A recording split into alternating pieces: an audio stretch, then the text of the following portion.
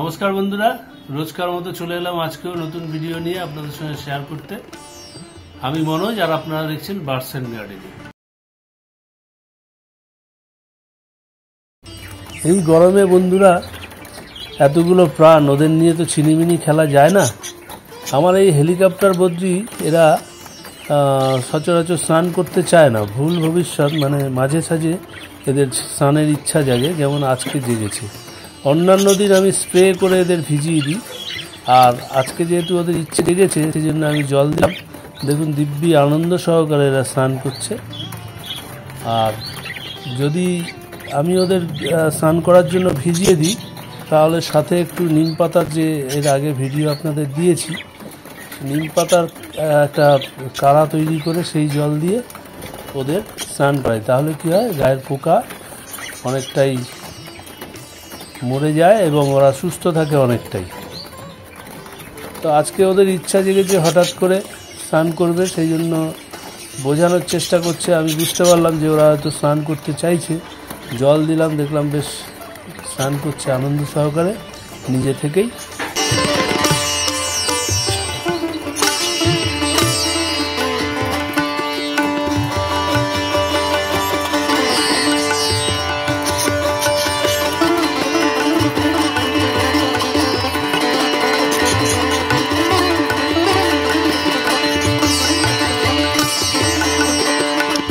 এই গরমে আমি জানি সব বন্ধুদেরই, যাদের পাখির বড় অ্যাভিয়ারি রয়েছে, ছোট বড় যাদেরই রয়েছে, এই গরমে ওদের খুবই সাবধানে রাখতে হয়েছে এবং ওদের প্রতি ওদের জন্য একটা চিন্তা থেকেই গেছিল সকলেরই, যেরকম আমারও হয়েছিল।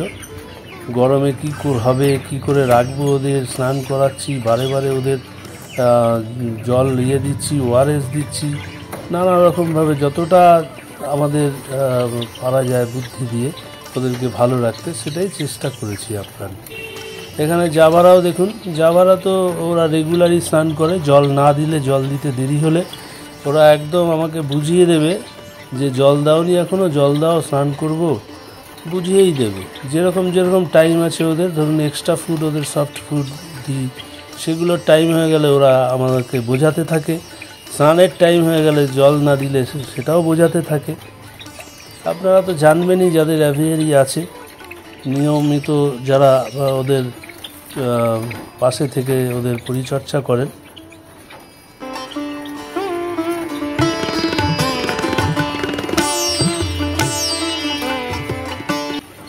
এখানে কিছু আগের লটের আছে, সেগুলো অ্যাডাল্ট হয়ে গেছে। তার সাথে লাস্টের লটের কিছু পাখি দিয়েছি, সেগুলো এখনও গায়ের কালার চেঞ্জ হয়নি, ব্ল্যাক আছে এখনও অ্যাডাল্ট হয়নি। আর একটা জিনিস বলি বন্ধুরা, সেটা হচ্ছে ছোটোর থেকে আমি ওদের খাইয়ে বড় করেছি, ওর মায়ের সাথে সাথে পেস্টিসাইড খাইয়ে। তো পেস্টিসাইড খাইয়ে বড় করেছি, এবং পাখিগুলো দেখুন কত বড় সাইজের হয়েছে এবং কত হৃষ্টপুষ্ট হয়েছে, মানে হেলথ, মানে স্বাস্থ্য খুব ভালো হয়েছে। তো এটা যদি আপনারা করতে পারেন, আপনাদেরও আমার মনে হয় পাখির সাইজ আর সুস্থ হবে, চেহারাও ভালো হবে, রেজাল্টও ভালো পাবেন আপনারা।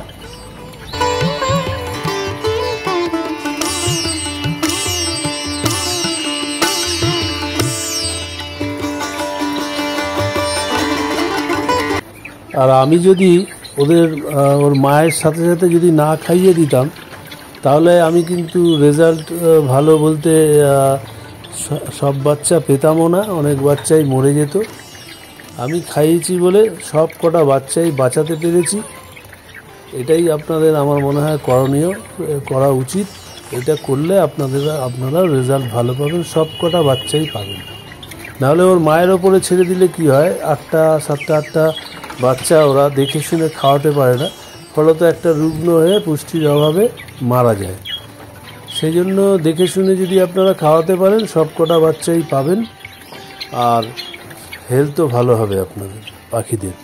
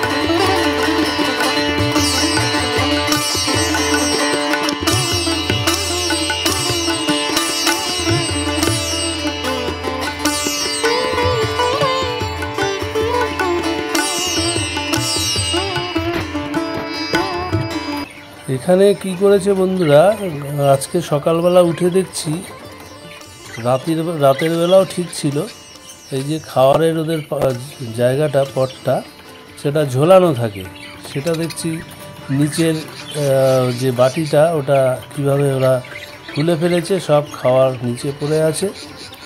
আর সেই কারণে আমি আর আজকে ঝুলিয়ে দিইনি, ওদেরকে ওইখানে সাইডে বসিয়ে দিয়েছি, ওরা খাচ্ছে নিচেই। নাহলে খুব বদমাশি করে, উপরে থাকলে ওর মধ্যেই ওরা রাতে ঘুমায় বসে, তারপরে খুব ডিস্টার্ব করে, ওই জন্য নিচে দিয়ে দিয়েছি এটা।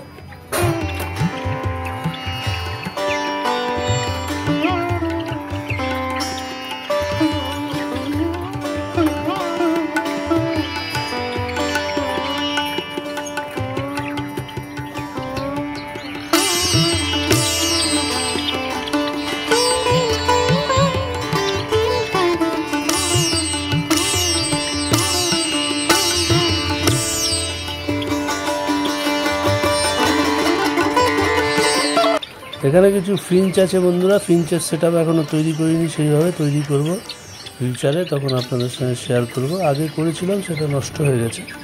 তো এই ছিল বন্ধুরা আজকের ভিডিও। ভিডিওটি যদি ভালো লেগে থাকে অবশ্যই সকল দর্শক বন্ধুরা আমার সঙ্গে থাকার জন্য সকলকে ধন্যবাদ জানাই, এবং নতুন দর্শক বন্ধুরা চ্যানেলটি অবশ্যই সাবস্ক্রাইব করে পাশের বেল আইকনটা অল ক্লিক করে দেবেন।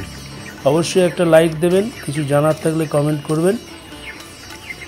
তা আজকের মতো এখানেই শেষ করলাম বন্ধুরা, পরের ভিডিওতে আবার দেখা হবে।